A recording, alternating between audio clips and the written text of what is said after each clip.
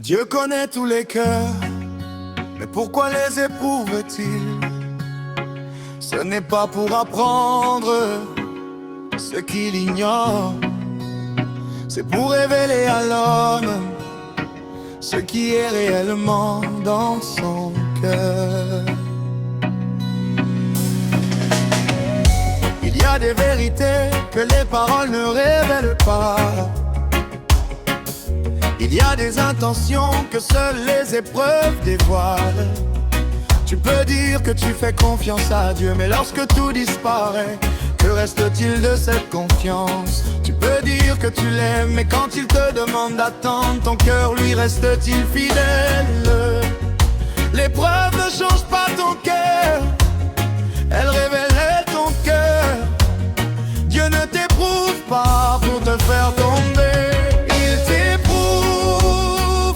pour faire apparaître la vérité.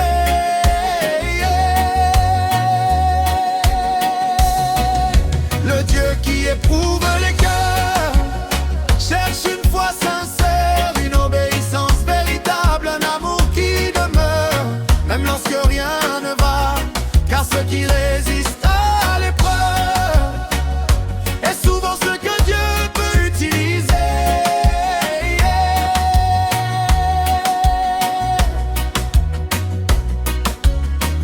Abraham a été éprouvé sur la montagne de Morija.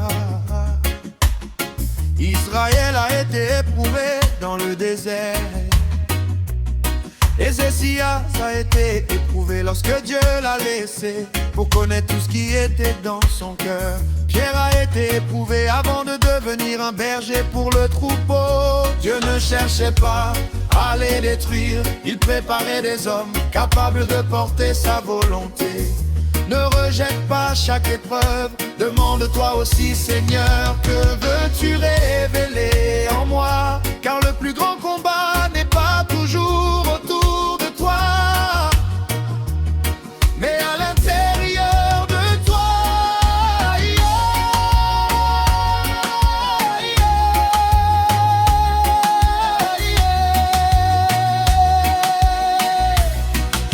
Le Dieu qui éprouve les cœurs cherche une foi sincère, une obéissance véritable, un amour qui demeure, même lorsque rien ne va, car ce qui résiste à l'épreuve est souvent ce que Dieu peut utiliser.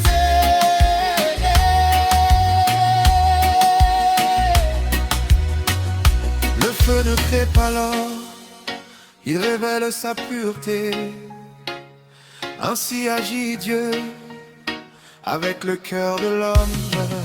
Le Dieu qui éprouve les cœurs ne cherche pas des apparences, mais des hommes et des femmes qui lui appartiennent vraiment.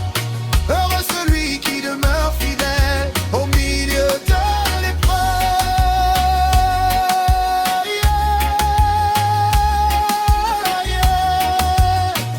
Oh,